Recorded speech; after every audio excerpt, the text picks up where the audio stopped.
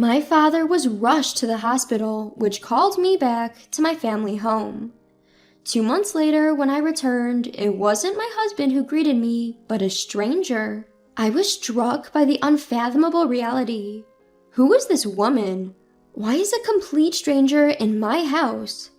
My husband then appeared and spoke words I never could have anticipated. We got divorced 2 months ago. I've decided to sell the house. I'll take the proceeds from the house sale as alimony. I finally exploded in fury at my selfish husband. You have no idea, do you? Just you wait, I whispered to myself inwardly. I'm Kathy, 42 years old.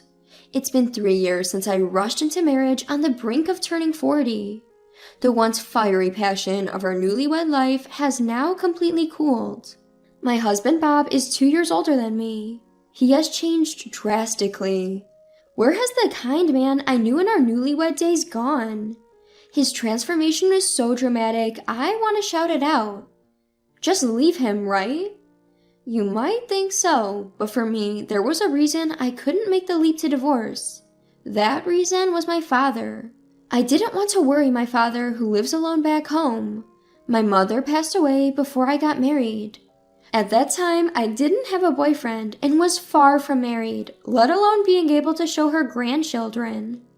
In the end, I had to say my final goodbyes to my mother without being able to give her any significant news.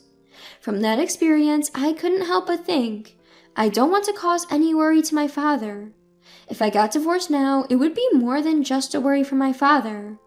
Furthermore, I am not particularly attractive, nor am I sociable. Even if I divorced my husband, there would be a few men willing to be with a woman in her 40s who is divorced. If I divorce, it's over, so I have no choice but to endure. That's what I kept telling myself. Both my husband and I are both full-time employees. Our earnings aren't so different, and the time we leave for and return from work is pretty much the same. Of course, we split our living expenses equally. Despite this, my husband behaves as if he is the one supporting our lifestyle. Ever since their marriage, he had become a complete lord and master of the house. Hey, where's my dinner? Why isn't it ready yet? I just got home too. If you feel that way, why don't you lend a hand? Why the heck do I, a man, have to help out? Who do you think allows for this lifestyle we're living? Don't get all high and mighty being a woman. Being a woman? That's old-fashioned, to say the least. Do people who utter such male chauvinistic remarks even exist these days? I can't help but talk back to my husband, Bob, because I'm constantly frustrated with him. The words that come back from him are always condescending towards me. This life has continued for about a year now. Bob's attitude only gets worse. I had even stopped thinking I want to go back to the way our relationship used to be. To minimize the time together, I would go out as much as possible on the weekends and take a break. If I stayed at home with Bob, even on my days off, I would feel suffocated. Fortunately, as long as I do the housework properly, Bob doesn't complain. This was a silver lining in my misfortune. Lately, on my days off, I've been spending my time visiting different cafes. I research during the week and go to the cafes I found, and it has become a habit to read there over the weekend. Bob always comes home late from work on Fridays. It seems that with his promotion, he's been given tasks that can only be done on Fridays. Taking advantage of this, I've decided to take a detour on my way home from work on Fridays. I borrow new books from the library and prepare for my weekend reading time. The food supplies were running low, so I made a pit stop at the supermarket. Bob probably won't be home yet anyway. I shopped for a longer time than usual and then started my way home. But when I got home, Bob was already there. He was lying on the couch watching TV with his jacket and tie discarded. The sight of Bob's slovenliness caught my eye and I let out a sigh. Seeing me, he let out a grumpy voice. Get dinner ready fast. How long do you expect me to wait? It's unusual for you to be home on a Friday. I thought you'd be working late. Work ended early today. Now get dinner ready quickly, and prepare the bath too. Suppressing my irritation, I headed for the kitchen. As I prepared dinner, I cleaned the bath during breaks. My cell phone rang just when dinner was about to be ready. The ringtone drowned out the TV sound and Bob frowned. Without a word, he glared at me as if to say, "Answer it quickly." As I pressed the answer button, a hurried voice came through from the other end. The caller was a doctor, and he said that my father, back in my hometown, had been taken to the hospital. He said he would discuss the detailed condition in person and asked me if I could come to the hospital. "I'm on my way now." As I told him this, my husband, still staring at the TV, grumbled in a sullen voice. "Hey, what about dinner?" "Dad's been taken to the hospital. I'm heading there now." "What? What about my dinner?" Despite hearing that his wife's father was hospitalized, he was only concerned about himself. I couldn't hide my irritation at such a husband. "For once, can't you manage by yourself? The meal is ready, so eat it yourself." Frustrated, I exploded at him, and he retorted, veins bulging in anger. "What's with that attitude? Just because he's hospitalized doesn't mean you need to make such a big fuss. You're married to me. You should prioritize your husband over your own father." I was speechless at his unreasonable outburst. But now the hospital comes first. I have no time to argue with such a person. I slapped a plate down in front of my grumbling husband. "Please take the dishes to the sink." I left home in a hurry after speaking coldly to him. When I arrived at the hospital, my father was lying in bed. His face, which I hadn't seen in a long time, seemed somewhat haggard. He seemed fine on the phone, but perhaps he's feeling lonely living alone. He doesn't have my mother anymore, and his diet may not be balanced. My father always told me on the phone not to worry, but I felt ashamed for taking his words at face value. He wouldn't admit weakness so easily. Why didn't I realize this? As I blamed myself, a nurse called me. There was going to be an explanation about my father's condition from the attending physician, and I was led to another room. According to the doctor, my father slipped on the stairs at the train station and fell. He fractured his leg, and it's going to take some time for him to walk again. "Do you have anyone who can bring things like clothes for him while he's in the hospital? It depends, but rehabilitation can be quite tough. If possible, please visit him often." "I understand. I'll come every day." Upon the doctor's words, I made my decision immediately.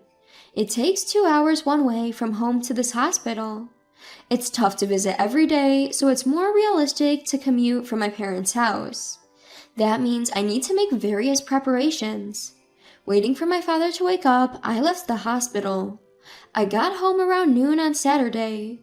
My husband seemed to be out somewhere.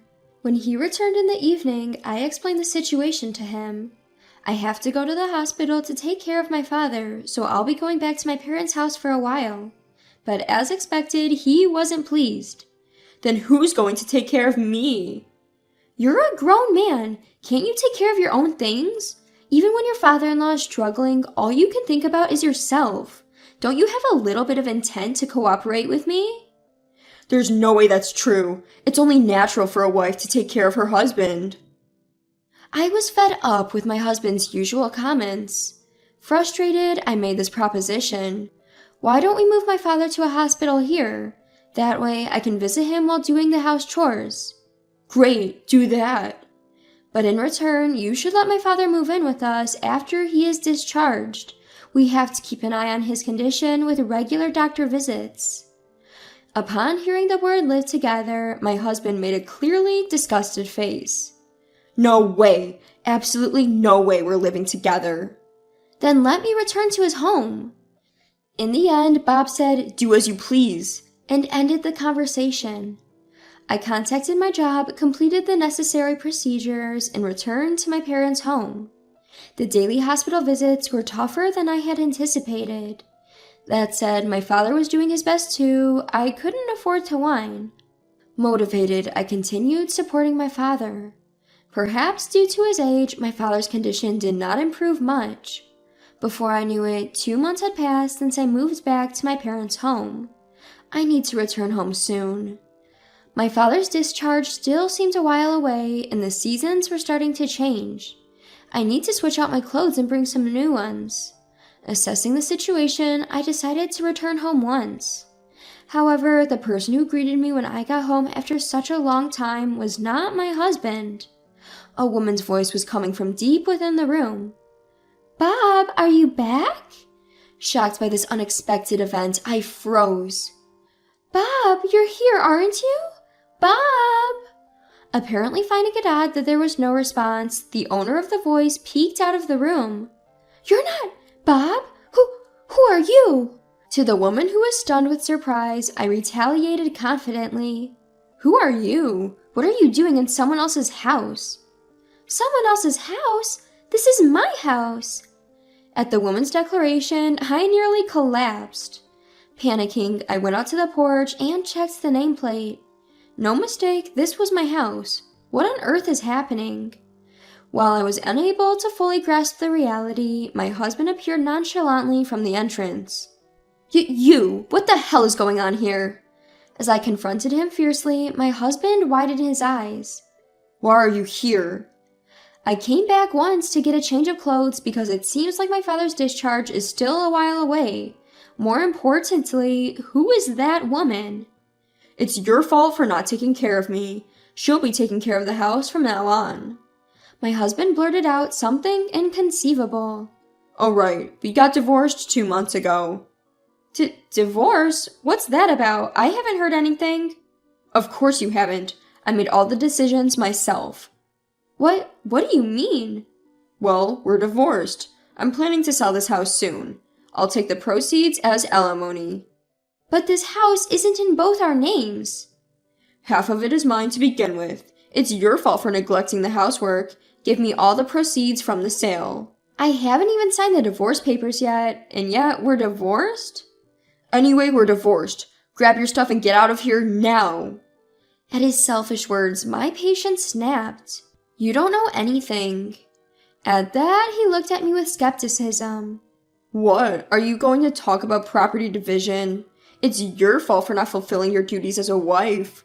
Even if you sue, it's a lost cause. You're sure to lose. It's a waste of time. Property division? So you know that word. Are you making fun of me? That's enough. If you say so, I'll grab my stuff and leave. I went to my room and packed my things. Then the woman he was having an affair with called to him in a sweet voice. Hey Bob, who's this old lady? She's just my ex-wife coming to pick up her stuff.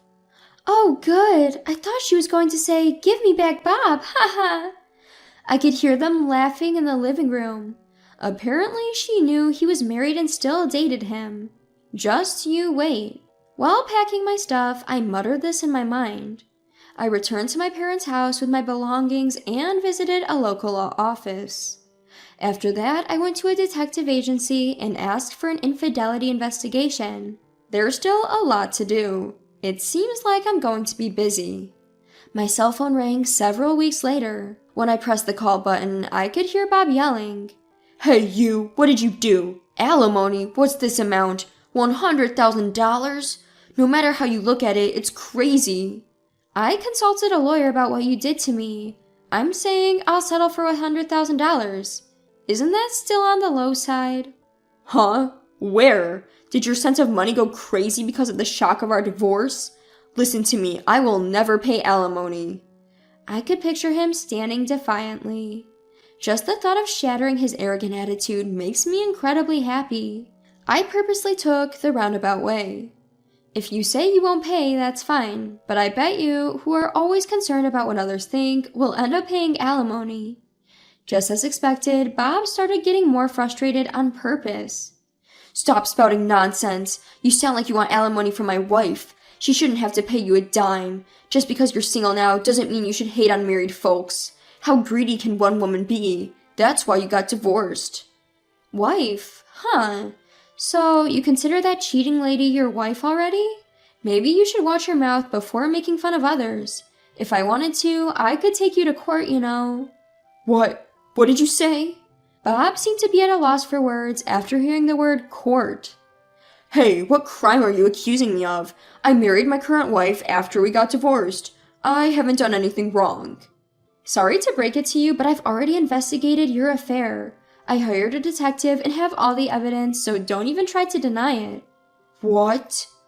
Bob fell silent, but I didn't let up. You've been seeing her for over a year now, haven't you? However, in current day, unfortunately, having an affair isn't considered a crime. Then why did you say you could take me to court? You just said that cheating isn't a crime. Don't you know? Filing for divorce without the other party's consent is a crime. What? I continued as Bob remained silent. What you did is called forgery of a private document, which is a serious offense. How could you think that wouldn't be a problem? Using someone else's seal to sign and submit divorce papers without permission is obviously a bad idea if you think about it. That's because it's your fault. You abandoned me for months. That's why I divorced you. I did nothing wrong. It's all on you. Didn't you file for divorce just 1 week after I went back to my parents' house? I got a report from a private investigator. Saying that I abandoned you for months doesn't add up. In your mind, we were already divorced, so I wasn't your wife anymore. Bob couldn't come up with anything to say. I pressed on with more fervor. Come on, what kind of grown man says, she didn't take care of me, so I got a divorce? Give me a break. Take care of yourself. I'm not your housekeeper. But a wife is supposed to take care of her husband. How do you think we were able to make ends meet?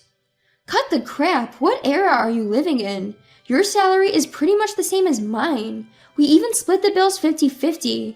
Who do you think should be thanking for the life you've been living? There was no stopping me now. Without waiting for his words, I put all my cards on the table. I'll sue you for forgery if you don't cough up $100,000 as compensation. If you don't want that, just pay up.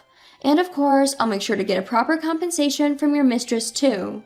I'll take half of the house sale and joint savings as part of our property division. Whoa, hold on. If things go like that, I'll be left with almost nothing. That's a problem. She doesn't even work. I have no choice but to support her. Do you think I care? I can sue you for your crimes and for cheating too. Should I just do both if you're going to keep whining? He cut off the phone in fear. Bob, who was always worried about public appearances, chose to pay the compensation without taking it to court. It seemed that he also ended up having to pay the compensation claimed from his mistress. Between the property division and the compensation for his mistress, he was left with nothing, having to bear the weight of both, apparently living day by day on the edge. Moreover, the affair became known at his company, and now he was reportedly enduring uncomfortable stares from his colleagues. Unable to quit his job, Bob began to vent his frustration on his wife. Their loving relationship took a sharp turn, and now their days were filled with nothing but arguments, and their relationship was reportedly at its worst. On the other hand, I requested a transfer to a branch near my parents' house at my company. My father was discharged from the hospital without any problems, and now we're living a relaxing life together. I plan to make up to show filial piety by taking good care of my father from now on.